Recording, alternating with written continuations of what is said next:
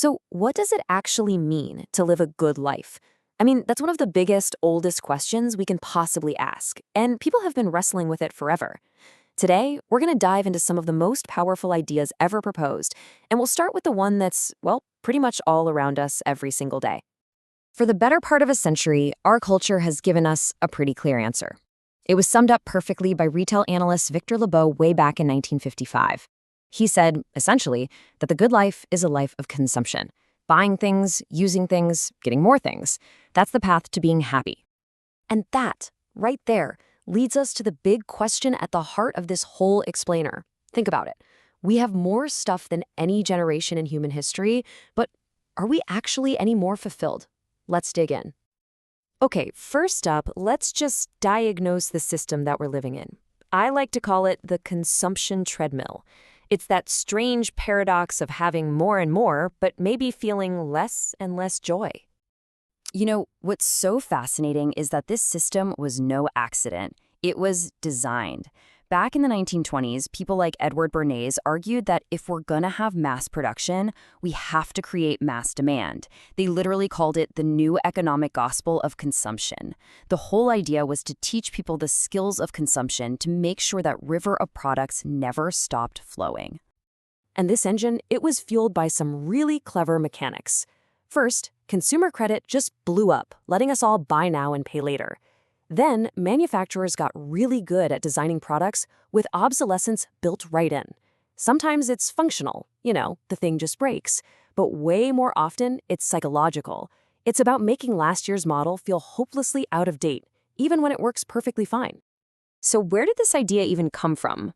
Well, it turns out our modern obsession with consuming has some surprisingly deep philosophical roots. It's all tied to a really powerful theory that says the good life is simply about getting as much pleasure as you can and avoiding as much pain as possible. That theory is called utilitarianism. And honestly, on the surface, it seems super logical, right? The best, most moral thing to do is whatever creates the most pleasure and well-being for the most people. It kind of turns morality into a big math problem. The philosopher Jeremy Bentham even came up with a system to measure it all. He called it the Hedonic calculus. It's this wild checklist for weighing any action. How intense is the pleasure? How long will it last? Is it going to lead to more pleasure down the road? It was a real attempt to create a science of happiness. But then another brilliant utilitarian, John Stuart Mill, stepped in and made things a lot more complicated. He argued that the quality of our pleasure matters just as much, maybe more, than the quantity. As he famously said, it's better to be a dissatisfied Socrates than a satisfied pig. This brought in the idea of higher pleasures, like art and deep thought, versus lower, more physical ones. Mill's whole point was, hey, not all pleasure is created equal. Okay, but what if this whole approach is just wrong? What if the good life isn't about getting something from the outside world at all, whether it's a new phone or a higher pleasure? What if it's about what we build on the inside? For that answer, we gotta go back to the ancient world. The ancient Greeks had this amazing word for it, eudaimonia. Now, it often gets translated as happiness, but that doesn't really do it justice. It's more like human flourishing. For a philosopher like Aristotle, this wasn't some fleeting feeling. It was the ultimate goal of life, and you got there by living a life of excellence and virtue. The Stoics took this idea and ran with it. The philosopher Epictetus put it perfectly. If you focus only on what's truly yours, your character, your choices, how you respond to things, then nothing on the outside can ever truly mess with you. I mean, that is a radical idea of freedom, placing happiness completely in our own hands. And this slide really shows the key difference between these two schools of thought. For Aristotle, virtue was absolutely necessary, but it wasn't quite enough. He thought you still needed some basic external things like good health, friends, some resources to really flourish. But for the Stoics, nope. Virtue was both necessary and sufficient.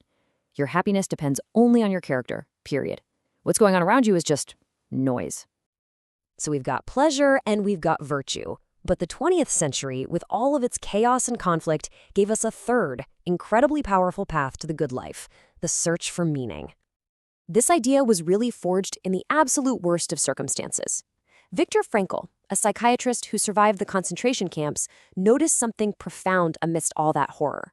He saw that the people who made it through often weren't the ones who were physically the strongest. They were the ones who held on to a purpose, a reason to live, a sense of meaning. Frankl's experience led him to this incredibly powerful conclusion, which became the foundation of his work. If you have a strong enough why, a real sense of purpose, you can endure almost any how. Meaning is like the ultimate psychological armor. And here is his most mind-bending insight.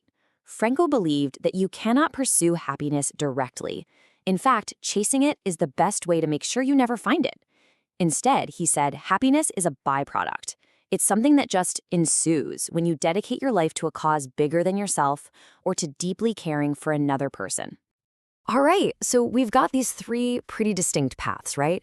Pleasure, virtue, and meaning. So how do we bring this all together? How can we use all this wisdom to actually craft our own good life today? What is so cool is that modern science is now starting to back up a lot of these ancient ideas. There's a whole field called positive psychology, started by Martin Seligman, that shifted from only studying what's wrong with us to scientifically studying what makes us flourish. And guess what? Its findings sound a whole lot like Aristotle and the Stoics. For instance, by studying texts from all across human history and culture, Seligman and his team found 6 core virtues that are prized almost everywhere: wisdom, courage, humanity, justice, temperance, and transcendence. It's kind of like a modern scientific blueprint for building a good character. So at the end of the day, this gives us a fantastic toolkit. We can think about the good life across these 3 different dimensions. The path of pleasure is all about asking what feels good. The path of virtue asks, what is the right thing to do? And the path of meaning asks, what's my purpose?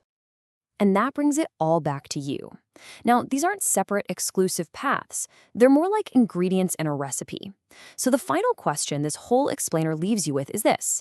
As you look at your own life, what's your blueprint look like? How do you balance that pursuit of pleasure, the practice of virtue, and that deep search for meaning?